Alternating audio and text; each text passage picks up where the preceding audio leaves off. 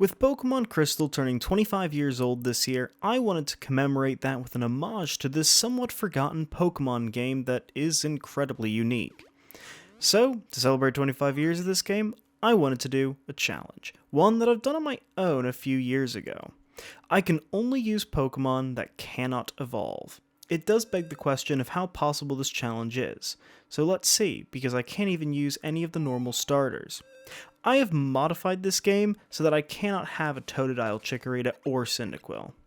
This game also doesn't give me Pokemon like Ho-Oh or Lugia until later in the post-game, and instead of having a choice of 250 Pokemon, I can use a grand total of 42. Despite that number being seemingly high, not all are available in the main story. Then one is unknown, Lapras can only be caught on a certain day, Pokemon like Aerodactyl and Snorlax can only be obtained in the post-game, and 10 out of the 42 are legendaries. While it doesn't mean they can't be used, it does mean that they are difficult to obtain, and really this is a challenge, and a team full of legendaries doesn't sound like much of a challenge to me. As for my starter, I've chosen a Pokemon that is a lottery to obtain in Pokemon Crystal, Heracross. Catching this Pokemon is entirely dependent on your trainer ID, so to avoid that, I will use it as my starter. This also puts me at a huge disadvantage for the first gym, and it will take a while before we can really expand the team. Now that we've got our starter, we begin our adventure by running an errand for Professor Elm. And not too long later, we leave his lab, we reach our first town, Cherry Grove, where an old man wants to talk to us for some reason.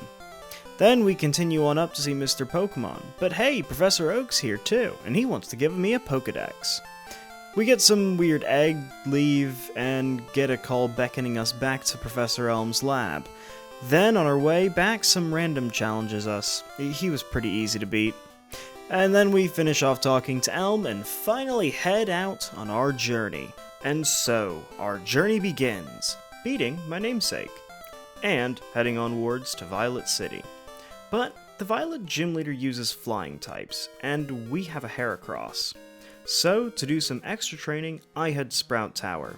We spot our rival who says something irrelevant, and then we take on the Elder of the Tower. He gives us an HM, and now we're ready to take on the gym. The battle wasn't too hard, our slightly overleveled Heracross won with ease. So, now we... Professor Elm, what do you want? Oh, he just wants us to pick up the egg from Mr. Pokemon. Shame the Pokemon that hatches from this egg can evolve, so we put it in the PC and continue onwards. One of the first obstacles we need to pass is the Union Cave, which wasn't too tricky, even if we are struggling for moves. When we make it to Azalea Town, it seems like Team Rocket has taken it over, and we can't even battle the gym. So, I talk to Kurt, and we head into Slowpoke Well, defeat a bunch of grunts, and what the heck are these things? With Team Rocket defeated, Kurt says he'll make us some Pokeballs, which is nice, but I want to beat the gym leader, and for good reason. Our rival has a Ghastly, and we don't have a move that can touch it, but the gym leader gives us a TM that's a Bug-type move. So, we take on the gym, which also wasn't too tricky, even if Bugsy has some good Pokemon. We got the TM we needed before taking on our rival and beating him, because he is incredibly weak. Now, we have a slight problem. To progress in this game, we need the HM cut, which isn't hard to obtain, but we do only have one Pokemon.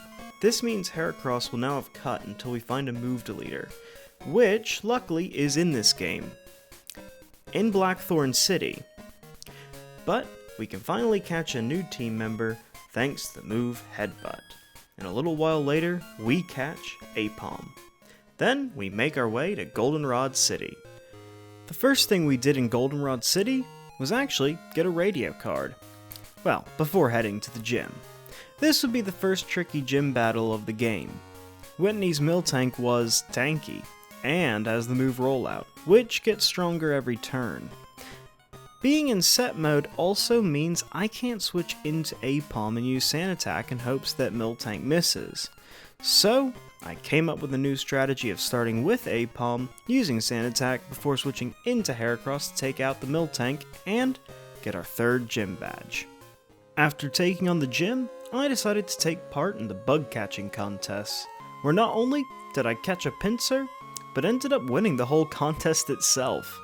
It was nice of them to give me an evolution stone as a prize. Sunstone.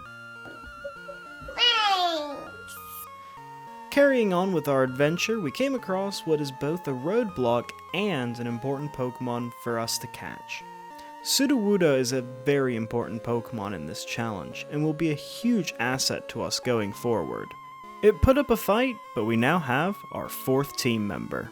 However, making it to Ecruteak City, the first thing I did was leave. With a lot more Pokemon we can catch now, I wanted to get one more Pokemon, Tauros. Tauros learns the Dark-type move Pursuit, which will be useful since the next gym is Ghost-type. So, we got ourselves Tauros, and started leveling up our Pokemon. Before we take on the gym, we have to go to the Burnt Tower, and met a mysterious man named Ucine. Our weak rival was there too, and we defeated him easily. But then, all of a sudden...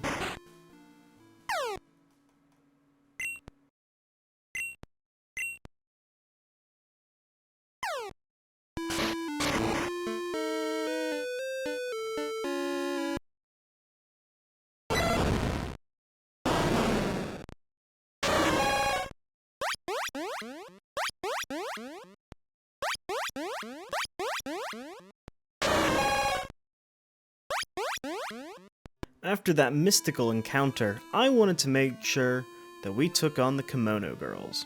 They didn't take too long, and I got the HM for Surf. We then decided to take on the gym, and after a bit of brute force, we defeated Morty and got our 4th gym badge. We are now at a crossroads, where we can battle any one of the next 3 gym leaders, in any order. But I wanted to take out Chuck first anyways. His team has a big advantage over us being a bunch of fighting types, but we can get the HM for Fly. However, we don't have a flying type or a psychic type on our team, nor any moves that are of those types either. But luckily, there's a Pokemon that we can catch that will. Farfetch'd. An incredibly ineffective Pokemon in most playthroughs, but is one of the only 2 flying types that don't evolve before the post-game, and the only one we can get before the 5th gym. So, with a new team member, we head to Olivine City.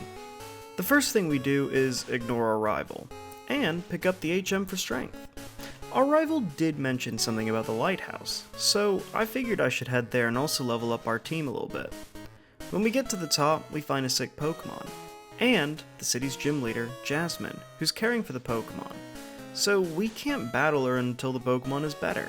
That means we have to go to Signwood because of the famous medicine shop there. And guess what? That's where Chuck is. So we can defeat another gym leader. But as alluded to earlier, Chuck isn't easy. To delay battling Chuck just a little further, we notice Suicune is on Signwood, and Ucine comes and battles us. So, after beating him, well, there's no more delaying. We have to battle Chuck. But we shouldn't have been so worried because he really wasn't all too difficult. We made sure to get the HM for Fly before we left back to Olivine, and we had to go give the secret potion to Jasmine. Once we did that, we took her on. And Jasmine was much trickier than Chuck, especially with her level 35 Steelix. We got a bit of luck and Pinsir was able to take it out. And with Magnemite not really being a threat, we obtained our 6th gym badge. On our way to Mahogany Town, we bypass Mount Mortar and run into Suicune again. After reaching Mahogany Town, we head north to the Lake of Rage. Something about a red Gyarados? Anyway, we can't catch it, so we defeat it. And some Lance guy asks us to investigate some radio frequency. Turns out Team Rocket have a whole secret base under the town. We battle a few executives before taking out a bunch of electrodes, and then Lance gives us the worst HM in the history of Pokemon, Whirlpool. Now we can finally face off against Price, and his team of Ice-type Pokemon, which aren't that strong against us. It doesn't take too long before we take out his last Pokemon and get our 7th gym badge. But when we leave the gym, Professor Elm, what do you want? Oh, Team Rocket? Radio Tower? Got it. Team Rocket has taken over the Goldenrod City Radio Tower, and after making my way through grunts, I came across the director. Except it isn't the director, it's a Team Rocket executive. But he tells me where the Radio Tower director is. On my way there, my rival intercepts me because he wanted to be taught a lesson in being defeated again by me. We found the real director, who gave us a key to the locked side of the radio tower, so we worked our way to the top, first taking out the female admin from the underground base, and then we reached the top, only to see some dude we've never seen before and, well, isn't very strong. Anyways, Team Rocket is defeated once and for all. And the director gives us a cool item though. Wonder if this will come in handy at all.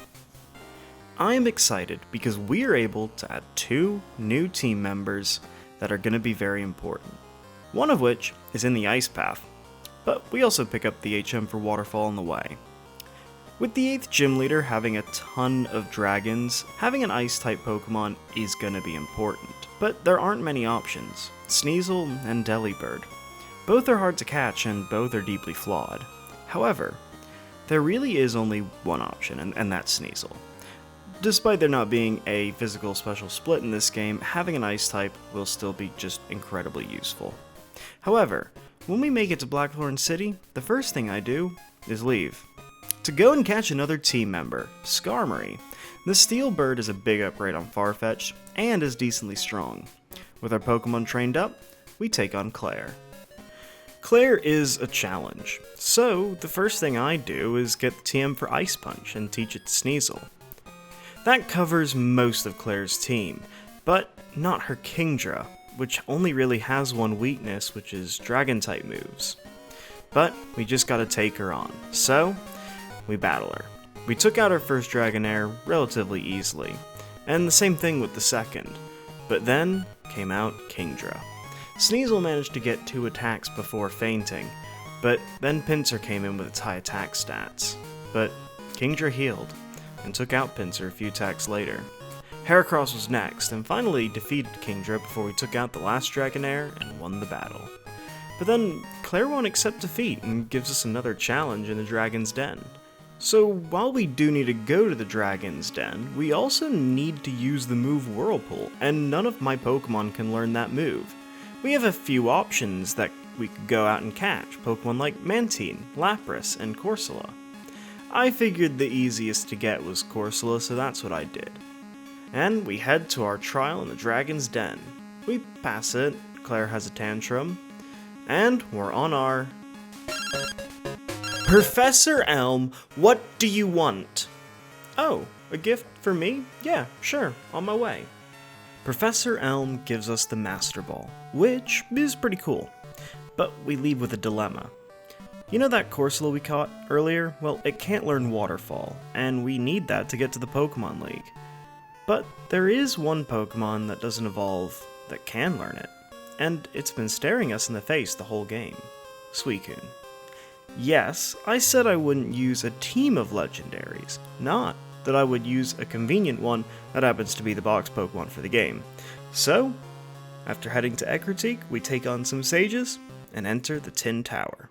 We use the Master Ball, and now we have Suicune. So, now it's off to the Pokemon League. First stop is Victory Road, and after making it through that, our weak rival shows up thinking he can beat me this time. Well, he can't. We enter the Indigo Plateau. After leveling up our Pokemon a bit, we take on the Elite Four, starting with Will. His team of Psychic-type Pokemon weren't too tricky to deal with our heavy hitters and Dark-type moves, but it was certainly a challenge at times. His Slowbro was especially hard to deal with. A combination of stat-lowering moves and some heavy hits from Tauros took it down. Sneasel was able to take down the rest of his team, but it was only going to get harder from here. Or, at least that's what I expected when facing Koga, but we do have the move Earthquake on Sudowoodo, and that mixed with Rock Slide takes out 4 of his 5 team members. Finding a way around Fortress was really just a waiting game for it to use Explosion, and that's the only one we didn't have coverage for. So, we move on to the 3rd member of the Elite Four. Bruno is another Elite Four member that wouldn't be too big of a challenge for us since we have Skarmory, but we still have to be careful of Onix and Machamp. We had to switch around a bit, but Skarmory got the best of his team, and with some input from Suicune to take out Onix, we defeated another Elite Four member without too many issues. But now we have one more challenge before the champion, Karen. Her first Pokemon is Umbreon, and the only thing I could do was brute force it with Heracross. Next was Vileplume, and Skarmory took that down with a couple of flies. Houndoom might have been level 47, but we do have two Pokemon that are well equipped to take it out, and a couple of waterfalls from Suicune did the trick. I chose to keep out Suicune for Gengar, which was helped because of Curse. Finally, Murkrow was about as trivial as it gets, and that was the Elite Four defeated. Only the champion stands in our way. Lance is tricky with his hacked Dragonites, but we would deal with those later. The first Pokemon was Gyarados, who, after a lot of sand attacks, went down to a Thunder Punch from Sudowoodo. Sudowoodo also took out a big chunk of his first Dragonite before critical hit Blizzard. Sneasel finished it off with an Ice Punch. Suicune then took out Charizard with a couple of Waterfalls, but switched out against the next Dragonite to heal. Heracross would also get a move in to do some damage. Sneasel came to clean up with an Ice Punch, and we have the advantage. Aerodactyl using Hyper Beam gave me the opportunity to take it out with Suicune before the last and strongest Dragonite came out. Aurora Beam did less than half, and then Dragonite used Outrage. But Suicune lived, and we used another Aurora Beam and got a massive high roll to take it out and defeat the champion. We had done it, from a level 5 Heracross to our team in the Hall of Fame. Except this is the Gen 2 games, meaning there's another region to explore and one final boss. So, we talk to Professor Elm and he gives us the ticket to the Kanto region. The SS Aqua puzzle is a fun distraction before we get to Kanto to take on a rapid-fire challenges of another 8 gym leaders. There are 4 that we can battle right away, one of which is right where we land in Vermilion City. So, we enter the gym and battle Lieutenant Surge and his electric-type Pokemon with Sudowoodo doing most of the heavy lifting. We then went on our way to battle Erica, which we have some great type advantages over, so she wasn't much of a challenge, and we got our 10th gym badge. Sabrina was up next, and this was a proper challenge since Sneasel's special attack is really low, and Dark-type moves are special. While this didn't affect us as much against leaders like Morty, it did make a difference here. Sneasel took out Espeon, but Alakazam spent half the battle recover spamming. Luckily, I found an X special and used that to take it down.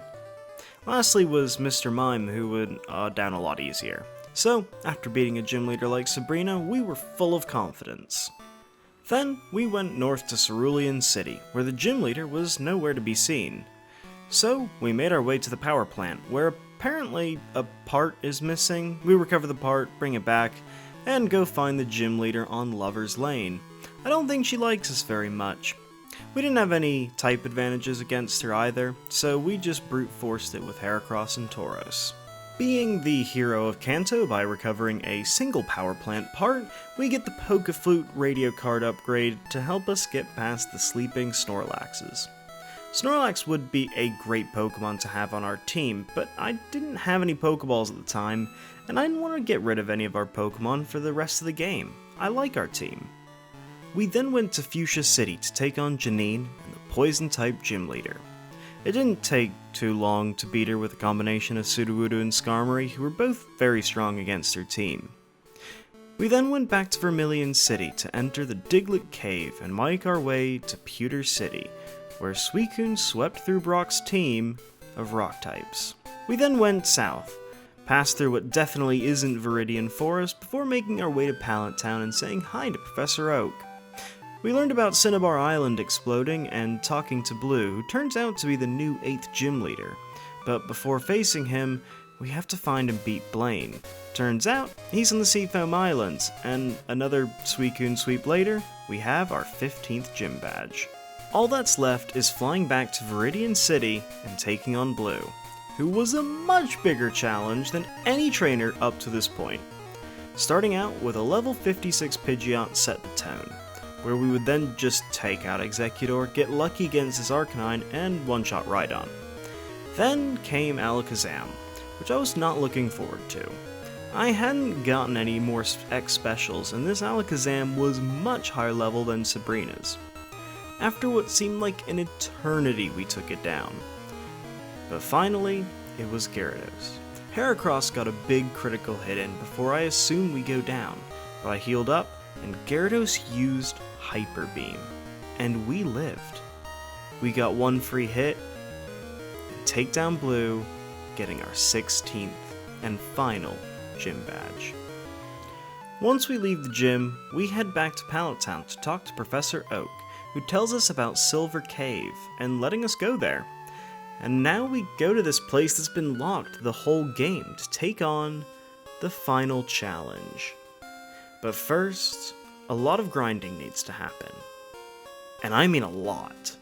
After hours of grinding, we finally got all our Pokemon to around level 70 with fairly decent movesets, and we were ready to take on Red. We made our way through Mount Silver, and at the very top, there he is. He starts with his Pikachu, and we start with Sudowoodo. And one earthquake later, the Pikachu was taken down. Espeon came out next, and Sneasel took it out without too much trouble. And then Charizard came out, but that was okay, because all we needed was a Suicune Hydro Pump, and that was half of Red's team defeated. Heracross took out Venusaur with a Mega Horn, after tanking a Solar Beam. And while I was worried about Snorlax, as it turns out, all I need to do is use Mega Horn twice, and Snorlax didn't even use a single attacking move. And well, it was a similar story with Blastoise. But this time, we did have to tank a Surf, and we used the final Mega Horn not just to win the battle, but to win with our starter Pokemon.